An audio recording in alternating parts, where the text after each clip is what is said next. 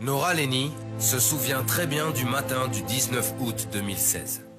J'avais remarqué que tout était devenu calme. Quand tout est calme alors qu'il y a un enfant, c'est que quelque chose ne va pas. Elle suivait sa routine matinale pendant que son mari Patrick discutait avec un homme devant la maison. C'est à ce moment qu'elle réalisa que sa fille de 16 mois, Ariella, était introuvable. Je l'ai cherchée partout, mais rien. Je l'appelais, mais je la trouvais pas. Ariella avait trouvé une porte ouverte et était sortie seule dans le jardin. Après 10 minutes de recherche, Nora la trouva flottant dans la piscine familiale. Je l'ai sortie de la piscine pour la rentrer à l'intérieur. Elle était flasque, ses lèvres étaient bleues, elle pendait toute molle dans mes bras. Je me disais, ce n'est pas possible, ce n'est pas possible. Depuis l'extérieur, Patrick entendit les cris et se précipita dans la maison. Il trouva Nora en train de réanimer Ariella et appela les urgences. J'étais désespéré. Seigneur, sauve ma fille. Elle est en train de mourir. Je priais. J'avais vraiment peur. Et je crois que dans ma tête, je me disais, Seigneur Jésus, s'il vous plaît, faites qu'elle s'en sorte. Les secouristes arrivèrent et durent choquer Ariella 3 fois pour obtenir un pouls régulier. Ils l'emmenèrent d'urgence à l'hôpital pour enfants de Golisano-Rochester à New York. Elle avait été immergée 10 minutes. Pendant 10 minutes, elle n'a pas reçu d'oxygène et ses organes, son cerveau, son cœur, ils ne peuvent pas tenir. J'ai vu des enfants qui ont été sous l'eau pendant moins de 10 minutes et qui ne s'en sont pas sortis. Jill Hartland, infirmière pédiatrique chevronnée, était de service aux urgences quand Ariella y arriva. Elle ne réagissait pas aux stimuli. Elle n'avait pas d'activité cérébrale, son regard ne suivait pas le mouvement, elle ne regardait pas autour d'elle, ses pupilles étaient fixes et dilatées. Je me suis dit qu'il devait y avoir un gonflement cérébral. Le médecin m'a expliqué qu'elle ne survivrait probablement pas. Et que si elle survivait, elle ne pourrait pas marcher toute seule. Elle ne pourrait pas se nourrir toute seule. Elle ne serait plus l'enfant que nous connaissons. J'ai regardé le médecin et je lui ai dit, je ne peux pas accepter ça. Je sentais en moi le Saint-Esprit me dire, ce n'est pas comme ça que ça va finir. Les médecins décidèrent de mettre Ariella dans le coma pour ralentir le gonflement du cerveau et calmer ses crises. Les 72 premières heures furent critiques pour sa survie. Pendant ce temps, Patrick se mit à passer des appels. Dans tout le pays et même à l'étranger, des gens priaient pour Ariella. Nous recevions des paroles prophétiques des gens. Et oui, je lisais chacune d'entre elles à haute voix. Et je les lisais à ma femme et à tous ceux qui étaient dans la pièce. Ça fortifiait ma foi. Ça vous donne le sentiment de ne pas être seul dans cette épreuve.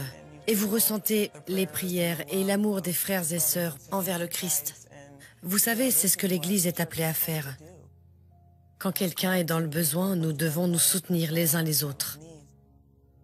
L'infirmière Hartland remarqua quelque chose de différent chez Pat et Nora.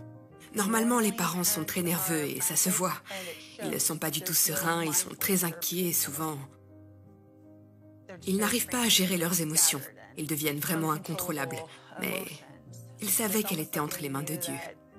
C'est un peu comme si la paix rayonnait autour d'eux. Pendant la nuit et jusqu'au lendemain, les gens prièrent, croyant dans la promesse d'un miracle de Dieu. Il y avait aussi l'église de Pat et Nora.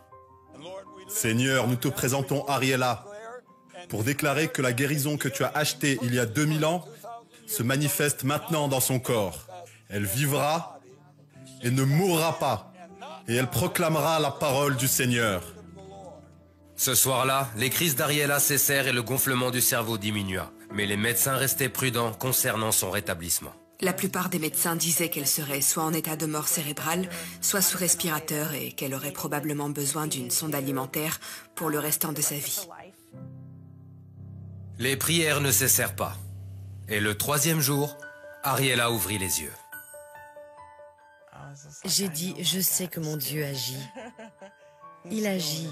Je répétais, merci Jésus. Il n'y a pas d'autre explication que toi.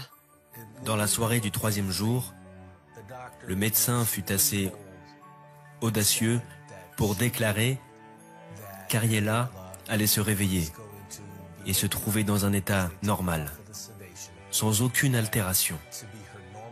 Les médecins stoppèrent la sédation. Et c'est ce qui arriva. Seulement 4 jours après son accident, Ariella put rentrer chez elle. L'infirmière Hartland commençait son service au moment où la famille sortait de l'hôpital. J'étais sidérée, littéralement abasourdie. Cette petite fille était aux soins intensifs seulement 3 ou 4 jours avant, avec un très mauvais pronostic. Rien ne laissait envisager un tel retournement de situation.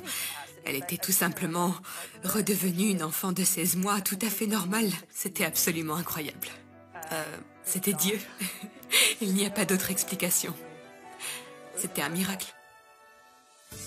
Aujourd'hui, Ariella aime se rendre utile à la maison.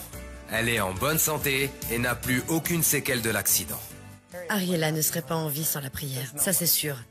Je crois que nous avons prié le ciel si puissamment que le Seigneur a vu le chagrin. Il a vu notre chagrin et notre désespoir. Et il a répondu à nos prières. Ça a permis que ma foi soit approfondie. Seigneur, si tu as pu faire ça, rien n'est trop dur pour toi. Rien n'est trop dur. Dieu répond encore à la prière. Il délivre encore les gens. Aussi tragique que soit votre situation, aussi difficile et lourde qu'elle puisse être, Dieu répond à la prière.